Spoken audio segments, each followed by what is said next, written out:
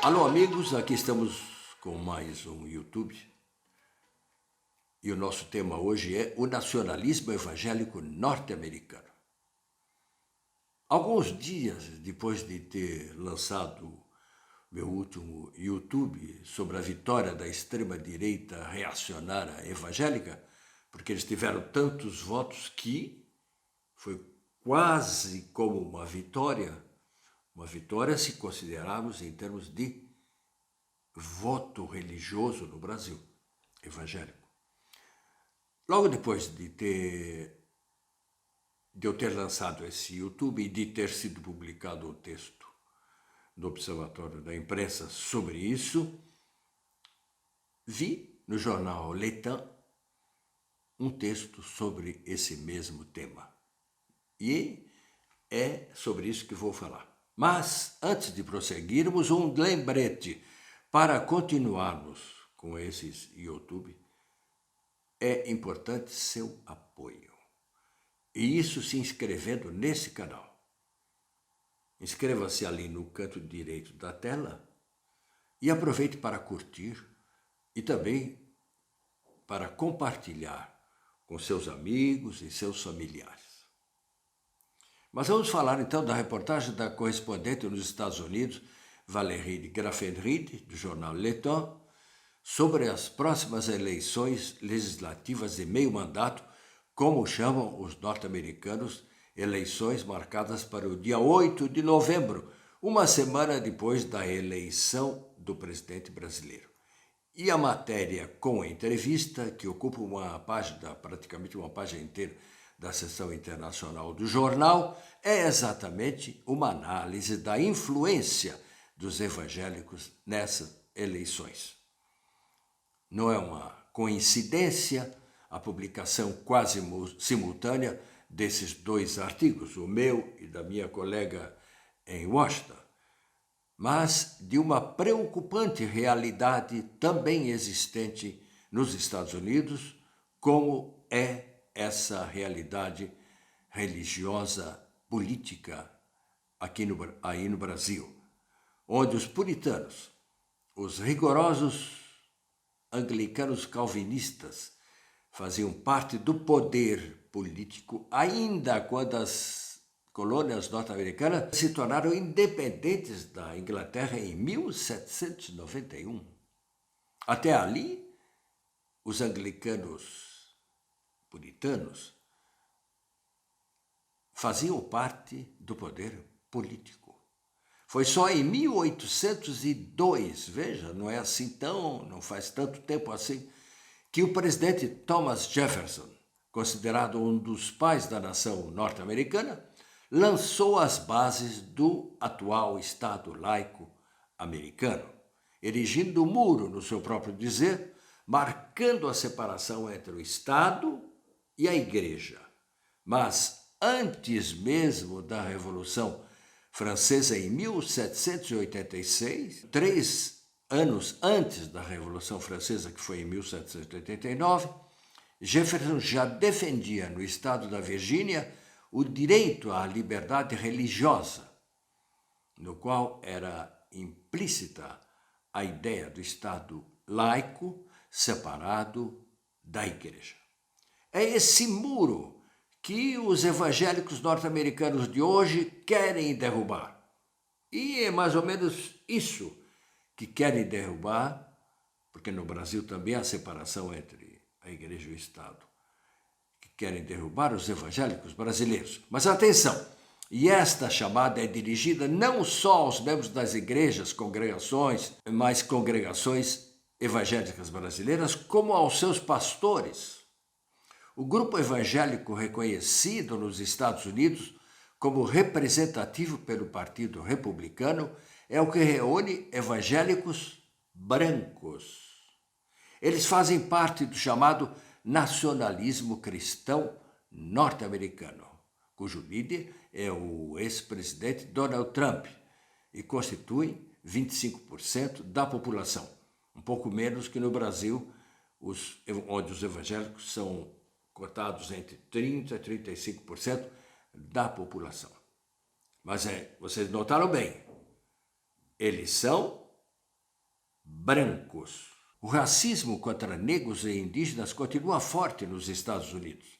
E não basta ser evangélico para se branquear ou alvejar. Na propaganda evangélica feita no Brasil em favor dos Estados Unidos, considerado como uma espécie de Israel bíblica, o céu, geralmente se esquece de mencionar haver restrições, mesmo nisso que seria o reino dos céus, para quem nasceu mais escurinho ou tem origem menos branca ou indígena. Isso é muito importante. Se você é fã dos Estados Unidos, olhe bem para sua mão. Ela é branca? Tudo bem. Ela não é branca? Atenção, é um país racista. Essa reportagem faz algumas observações nunca publicadas, entre elas sobre os ferventes evangélicos, born again. Eu traduzo. Os evangélicos nascidos de novo. Para quem não acompanha o desenvolvimento do evangelismo e a linguagem nos Estados Unidos e a linguagem dos evangélicos brasileiros, eu vou explicar o que é nascido de novo ou nascer de novo. Essa expressão vem das grandes campanhas de evangelização e reavivamento lançadas nos Estados Unidos pelos pastores Moody e principalmente Billy Graham, feitas com grandes reuniões de pessoas em estádios, teatros norte-americanos. No dizer desses evangélicos, ao aceitar Jesus Cristo como seu Salvador, isso é uma linguagem evangélica, né? A pessoa nasce de novo. Uma maneira. Ele se converte e nasce de novo. Embora Billy Graham, que esteve diversas vezes no Brasil, pregando mesmo no Maracanã cheio, repleto, fosse contra a segregação racial, contra o racismo nos Estados Unidos, outro importante evangelista, Jerry Falwell, foi assim definido por uma correspondente do jornal português público, Rita Cisa, que estava em Washington por ocasião da morte de Jerry Falwell em 2007. Para uns, Jerry era o paradigma do moralista, para outros, o maior reacionário da América. O evangélico, Jerry, era contra a promiscuidade, a pornografia, a homossexualidade, o aborto, a educação pública. Quem é contra a educação pública? Também os talibãs, lá no Oriente Médio. E quem começa a achar que tem professor demais? O Milton Ribeiro, que foi ministro da Educação no Brasil. E depois o Bolsonaro também falou que tem professor demais no Brasil. O Jerry era contra a educação pública nos Estados Unidos. E tem gente do governo Bolsonaro que também é no Brasil. Contra o ateísmo e contra a separação entre a igreja e o Estado. Ora, voltando aos nascidos de novo da linguagem evangélica, ou em outras palavras, cristãos em fase de fanatização, são justamente esses born again, esses nascidos de novo, que misturam política com religião nos Estados Unidos e desejam o fim do Estado laico para ser substituído por uma teocracia cristã, e nisso imitando os talibãs, em síntese. Desejam o retrocesso para a democracia norte-americana, em nome de Deus. E por tabela, a imitação é esse igualmente, por imitação, o desejo dos evangélicos brasileiros, mesmo não sendo brancos, o de transformar o Brasil por uma lei ou por uma questão de fato, o Brasil numa república teocrática cristã. Ou seja, por lei, reconhecendo, acabou o Estado laico. Ou, de fato, não há uma lei, mas a igreja tem força suficiente para agir como se fosse uma lei. É isso que os evangélicos querem. E é isso que o pastor Milton Ribeiro, no fundo, queria como ministro da Educação. É importante saber, conta a jornalista do Leitão, como o nacionalismo cristão se afirmou nos anos 70 em reação à lei cortando subvenções às escolas religiosas evangélicas que não aceitassem alunos negros. Ou seja, a jornalista conta que esse aumento, essa força dos evangélicos nos Estados Unidos contra a democracia veio depois que surgiu uma lei cortando as subvenções às escolas brancas que não aceitavam alunos negros. Escolas que eram particulares, que ganhavam subvenção do Estado e que queriam continuar sendo totalmente brancas, racistas. E ainda em 1973, foi também em reação a uma decisão da Suprema Corte norte-americana que, no caso Roe versus Wade, era o nome das duas pessoas, dando às norte-americanas o direito de abortarem até a 22ª semana de gravidez.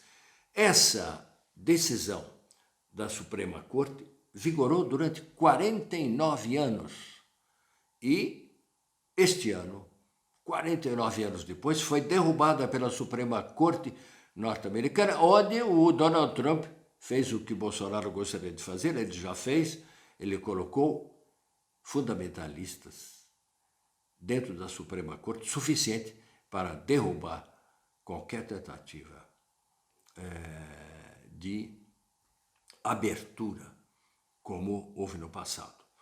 Então, os republicanos têm maioria dentro da Suprema Corte, desde o governo Trump, e o aborto nos Estados Unidos voltou a ser ilegal. Uma vitória evangélica, mas cujo resultado tem sido o fortalecimento dos movimentos femininos pela opção, que são pela opção quanto ao aborto, e fortalecendo também o Partido Democrata, onde o presidente Joe Biden, que é católico, já se pronunciou em favor da opção feminina de decidir se faz ou não faz aborto, contra lei que a obriga a não fazer aborto. Completando seu texto, a correspondente do jornal Leitão, sobre o qual venho falando, entrevistou Michael Emerson, professor de Sociologia na Universidade de Illinois, Chicago, cujo resumo pode ser: o nacionalismo cristão é uma ameaça para a democracia, tanto para a democracia norte-americana como para a democracia brasileira. Podemos resumir ajuntando que as eleições do 8 de novembro nos Estados Unidos mostrarão mais um avanço da extrema-direita evangélica, com o lema nacionalista, trumpista, faça a América grande de novo, primo irmão do lema bolsonarista, Brasil acima de tudo, Deus acima de todos. Mais alguns dias e nós teremos as nossas eleições presidenciais brasileiras. E uma das coisas que os evangélicos dizem e que enviam por fake news para todos aqueles que frequentam suas igrejas e que têm seus nomes nas igrejas é de que se Bolsonaro perder, vão fechar as igrejas. Isso é uma grande idiotice e uma grande mentira. Ninguém está pensando na oposição a Bolsonaro em fechar igrejas, mesmo porque é contra a democracia. Mas eles, sem dizer nada, bem que gostarão de acabar com o Estado laico e obrigar todos a serem evangélicos. E não esqueçamos do que ocorreu com os católicos nesta semana, com o desrespeito à sua padroeira pelos evangélicos. Nós somos um Estado laico, vamos defender a manutenção desse Estado laico, na lei ou de fato. Grande abraço e até a próxima.